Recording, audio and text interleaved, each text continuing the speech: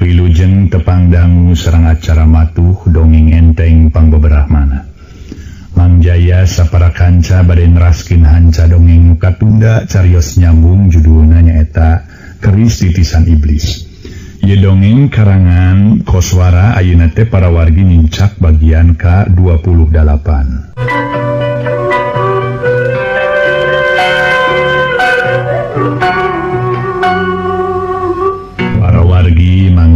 Teraskeun deui hanca dongengna atuh mugi-mugi acara ieu tiasa nyugemakeun etang-etang hiburan pangbeberahmana.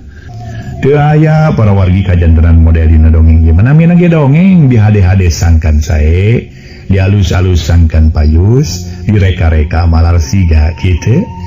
Atuh sakedik bahan katampi etang-etang pangbeberahmana cenah kitu pan tujuanna oge.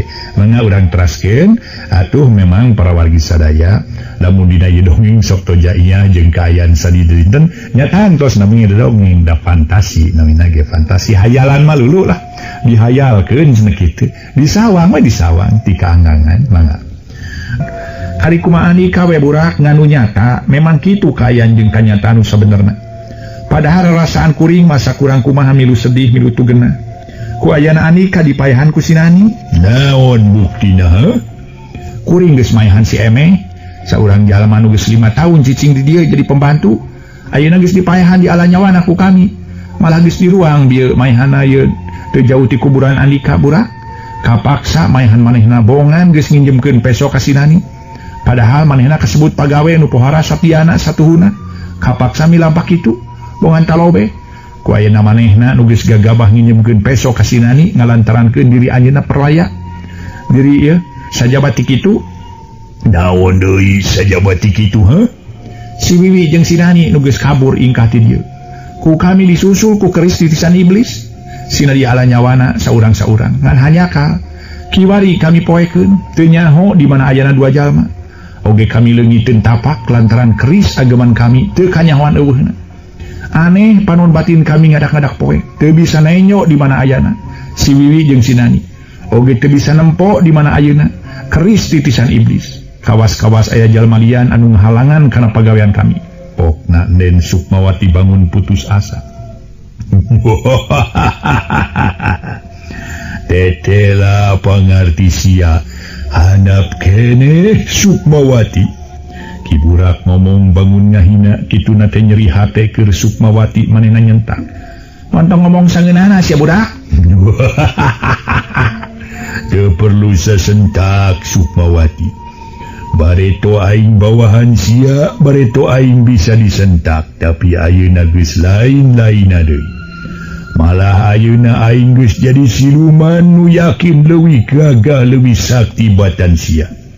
Najan aing teu boga waruga, tapi aing bisa leuwih bebas leuwih laluasa dina ngoningieun tindakan.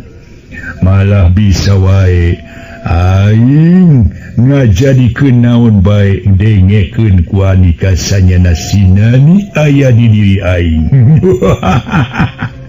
Aya di anjeun? Bener. Di paehan? Can. Ari si Wiwi? Can ditewak. Keun sejen waktu. Teu perlu bingung-bingung lantaran aing nyaho tempat panyumputanana ayeuna. Kumaha Andika butuh ku sinani ha? Puguh sebakeun ka Kangjeng Ratu Siluman Cakrasena. Maka di waktuna sakedeung deui buru-buru ka dieukeun sinani teh. Sok budak.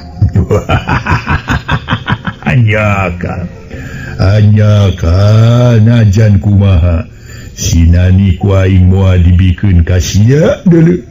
Kajaba lamun sia bisa ngarebutna, tapi aing yakin sia moal bisa ngarebut.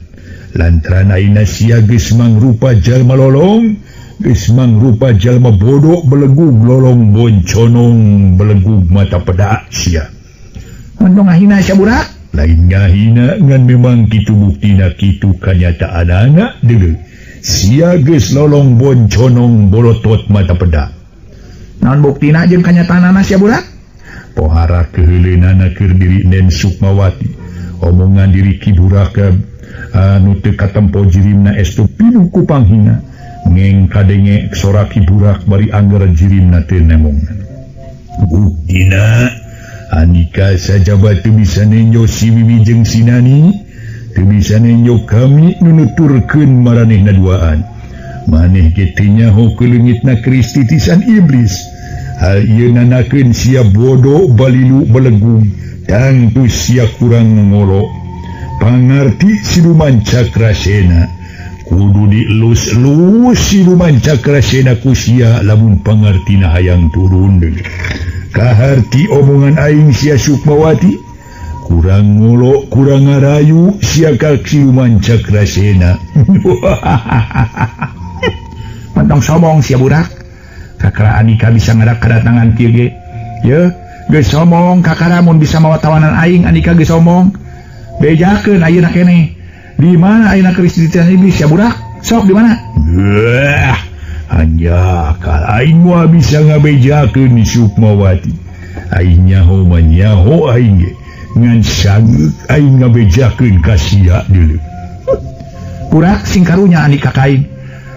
Ya, tanpa aya keris titisan iblis kami susah pikeun ngayakeun tindakan. Lantaran eta barang ageman kami minangka panangeuhan kami. Anika nyaho lain di mana-mana eta keris titisan iblis?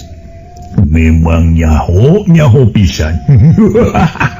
Di mana? Teangan we ku sorangan nen geulis nu kawanti-wanti endah ka bina-bina lir putri bade mejen. Ayeuna aing rek ilit, rek neangan tempat pangreurehan geusan ngatur siasat satuluyna.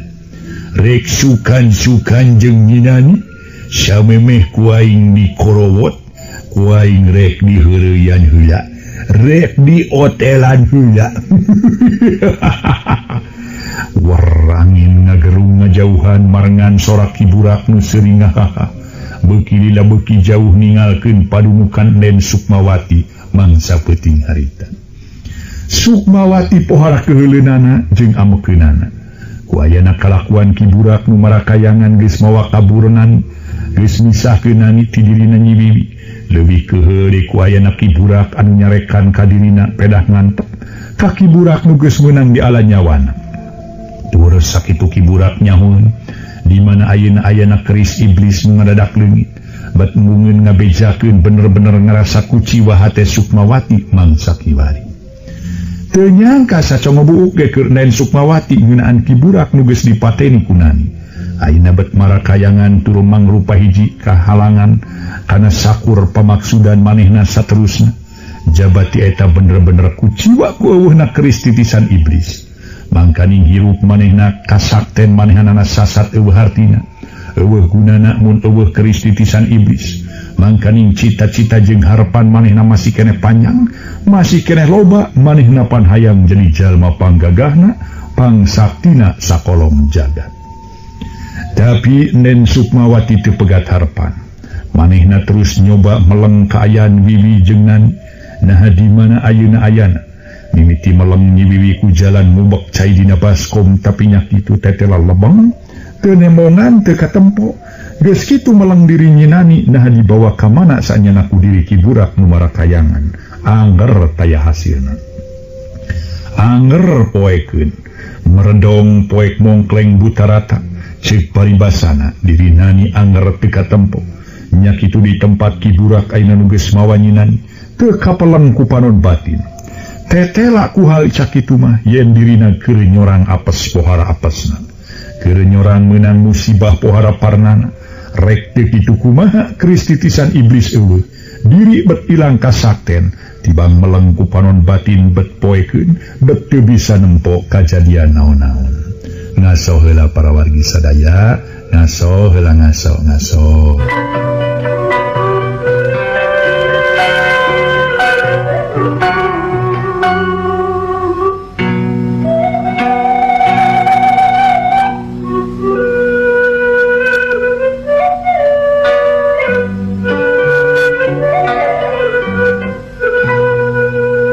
Wargi kaum dangu, Den Sukmawati rumahuh sababaraha kali bet ngarasa seunggah jeung wegah nu taya babandinganana. Tapi manehna ayeuna inget ka Mbah Cakrasena nulingi di alam siluman nagri Buana Lila terus nyenget parupuyan bari terus babacaan lilanatar rengse babacaan pok manehna ngomong kieu nun mah Cakrasena sumangga geura sumping mah sumangga geura sumping Nen Sukmawati acong-acongan nyembah hatena pohara miharepna supaya Mbah Cakrasena nulingi di alam siluman munaku panenyo jalma aya di guha Sirnaraga supaya gancang datang. Memang teu sulaya tina kahayang Den Sukmawati lantaran teu kungsi lilati harita datang angin nyeor menitarik luhureun imah. Soranga guruh lir hujan silan tangsanyana bareng jeung lesna sora angin teu kadenge ngong para mitra sadaya. Aya suara meninga gerem jirimna teu katempo. Syukur kaula lionang Nen. Ieu kaula datang nyausan kana pangunangan nikah Nen.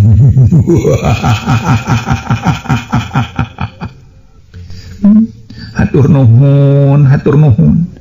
Hatur nuhun mah, hatur nuhun, kersa sumping, nuhun, salira dina mangsa janari ayeuna. Kersa nyubadanan pangangkir jisim abdi kaula nuhun. Aten Den Sukmawati pohara bunga hunana pohara atau hunana ku ayana ayeuna. Mbah Cakrasena geus datang nyubadanan kana onangan atawa pangangkir dirina. Tara nepi ka teu datang. Mun kula dionang ku Nen. Pangna kitu naon sababna kaula teh pohara nyaahna pohara dedehna ka Nen.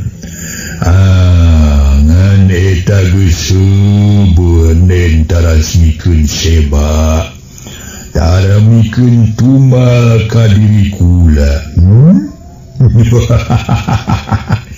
Tara nunda mojang gelis di guha Sirnaraga naon sababna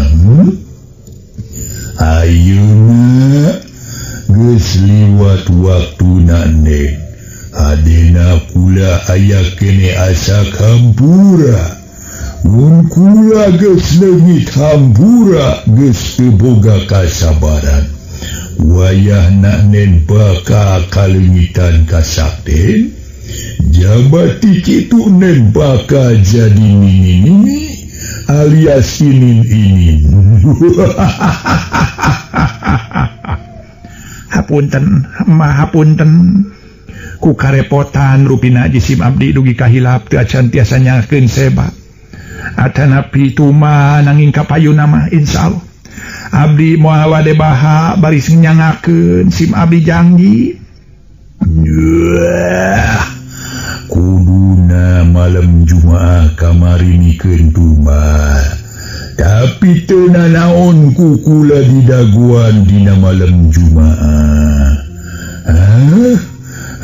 Ngan maneh montong ngomong jiga tadi panas karasana ku aing. Eta omongan tadi ulah diomongkeun. Waduh panas. Para mitra sadaya gara-gara nama tadi Den Sukmawati make ngomong insyaallah. Akibatna kasih mah panas atuh para wargi sadaya. Langsung Den Sukmawati harita ge tuluy nyarita. Aduh hapunten mah hapunten. Hapunten sakali deui moal sakali-kali deui sumuhun. Da mohon abdi mah parantos ingkar tina eta kecap teh ieu mah. Abdi mah parantos ieu nyaden munjung muja teh ieu ti ka mah. Syukur mun kitu kaayana syukur. Tah sakali deui kudu nama malam Jumaah kamari siamikeun tumal teh. Tapi teu nanaon ku kula di daguan malam Jumaah nu baris datang. Cara-cara geus teu kudu dibejakeun deui. Aturan-aturan andika geus apal. Pokona mah teu kudu penataran deui ngeunaan soal eta deui. Tata cara andika geus ngarti, juklakna geus kaharti, petunjuk pelaksanana geus kacangkem ku andika. tinggal bereng laksanakeun ulah loba teu pikiran sejen. Nu penting tugas ti kaula kudu dilaksanakeun sahade-hadena ku Andika. Kaula moal mere pituduh deui ka Andika. Nu penting mah hasil pikeun kaula. Kumaha sanggup dina malam Jumaah hareup Andika mikeun tunggal ka kaula. Sangem mah sangem, syukur. Ayeuna meureun aya kaperluan pangna Andika ngondang kaula. Sumohon anu mawi aya kaprayogian nu kalintang pentingna mah. Suanaon pok bejakeun montong di dinding clear di Sindang Siloka. Bruk-brak nyarita ka kaula aya suanaon pok bejakeun aya naon. Para wargi sadaya, atuh kasempetan kitu digunakeun sahade-hadena ku Nen Sukmawati pikeun laporan, pikeun ngabejakeun masalah-masalah nu tumiba ka diri manehna. Ngaso heula para wargi, ngaso heula ngaso.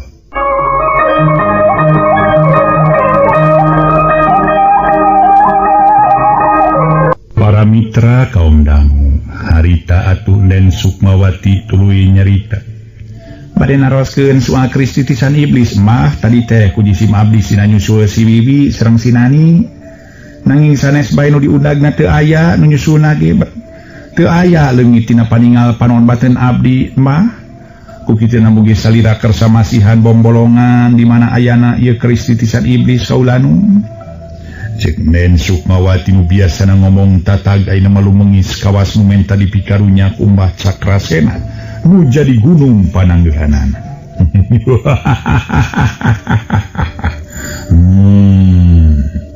Tah ayeuna karasa ku Andika yen akibat Andika teu tuhu, akibat Andika geus heubeut teu mikeun seba ka kaula.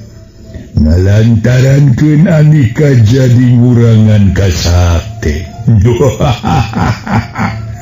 Malam pakarang eueuh bae teu bisa.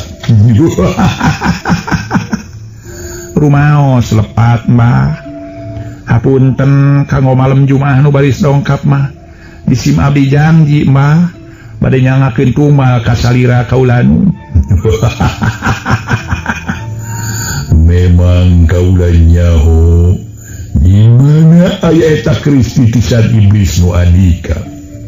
Nyai ngan hanya ka samemeh nyai mikeun seba sigana Mbah moal bisa ngabejakeun. Jadi mun hayang gancang bisa kapimilik deui. Gancang nyai mikeun seba ka Mbah. Najan teu malam Jumaah gitu naon-naon leuwih gancang leuwih hade kana tangtu leuwih alus. Andika kudu mawas diri nyai. Ulah hayang senang nabungkul, ulah hayang terus diantir sakabeh kahayang, tapi Andika kurang merhatikeun kana kahayang kaula. Sakali deui mun Andika hayang gancang ngamilik kristitisan iblis, Andika peuting isukan kudu mikeun budak parawan. Tuna sakumaha biasa dina bibir guha Sirnaraga. Kumaha sanggup atawa henteu? Sok geura jawab Sukmawati. Mah, kumaha upami nyangakeun tumal atanapi seba teh dina malam Jumaah bae. Nanging ayeuna mah hoyong dibantos we kumaha we kanggo menakan atanapi ngamilih kristitisan iblis. Sim abdi teh jumuhun ataya hartos na hirup ge mun teu dibarengan ku eta pakarang andalan sim abdi mah kaulanun. Janten maksad sareng tujuan teh atuh bilih anu bade disebakeun teh anjeunna ngalawan atanapi kumaha upami sim abdi teu aya senjata pakarang mah janten ngaraos honcewan kitu tah mah Ken perkawi seba mah tangtos diperhatoskeun engke namung nu priyogi mah eta senjata supados aya kakiatan kanggo diri abdi kaula nun. Mugi emah atuh dina hal ieu mah ageung ngamaklum ka jisim abdi anu memang parantos midamel hiji kalepatan kaula nun. Lamun aya perlu Nyai sok kitu ngalengis menta dipikarunya. Yuh Nyai, sakitu ge untung kaula masih kenenya. Mun teu mau cilaka Nyai bisa leungit kayan saperti ayeuna.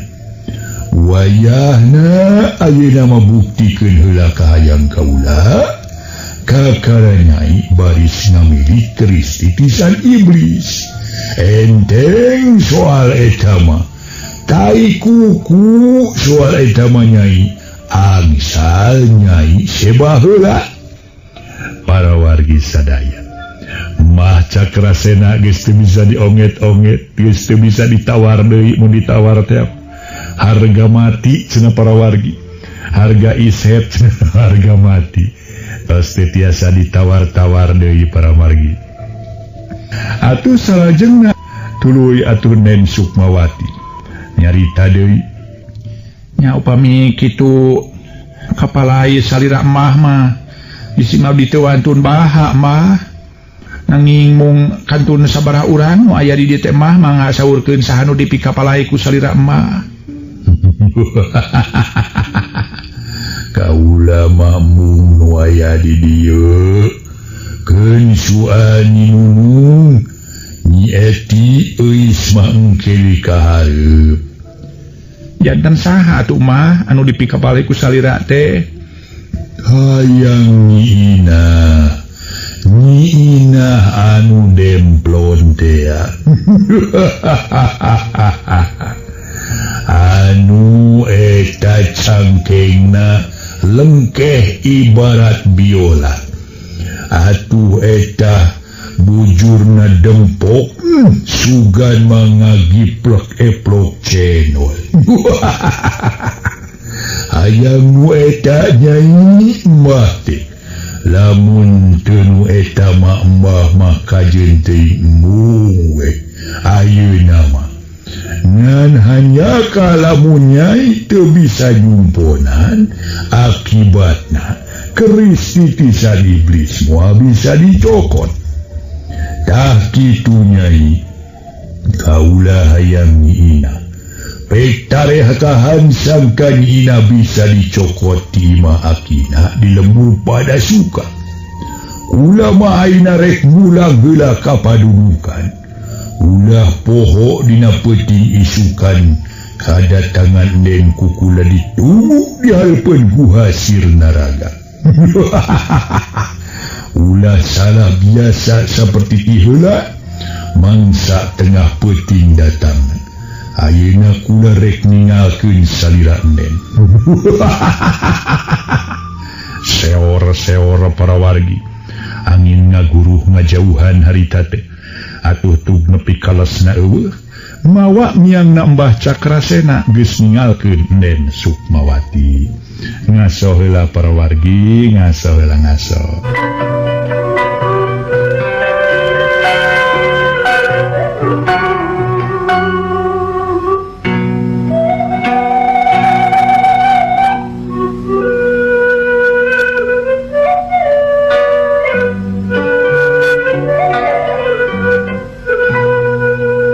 Wargi kaum dangu Nen Sukmawati ngahuleng rada lila oge rengse manehna ditinggalkeun ku Mbah Cakrasena siluman gagah perkasa nu jadi anelanana.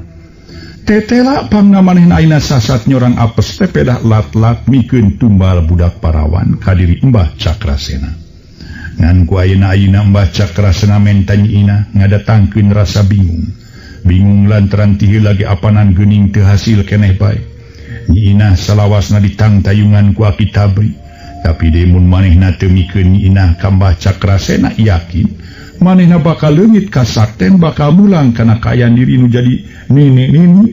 Jabati eta soal keris titisan iblis moal bisa kapimilih. tapi lila-lila manehna meunang akal.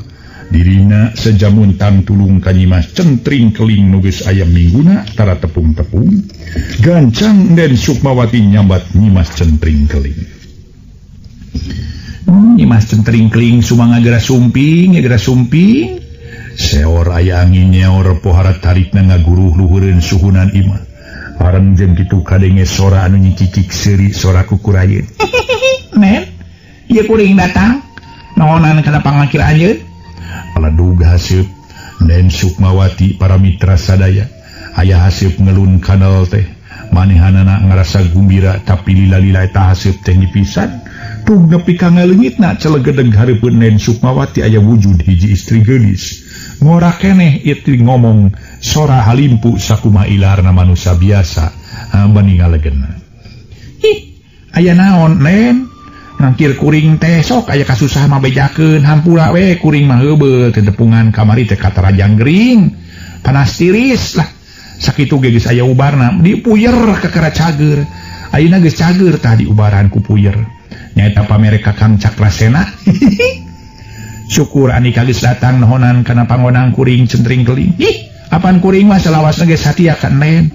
Bakal melaan satiap Nen meunang karorepet meunang kasusah. Syukur kana kabelaan Anika. Centring memang bener kuring aya keperluan ngan hanya kal waktuna kaburu beha.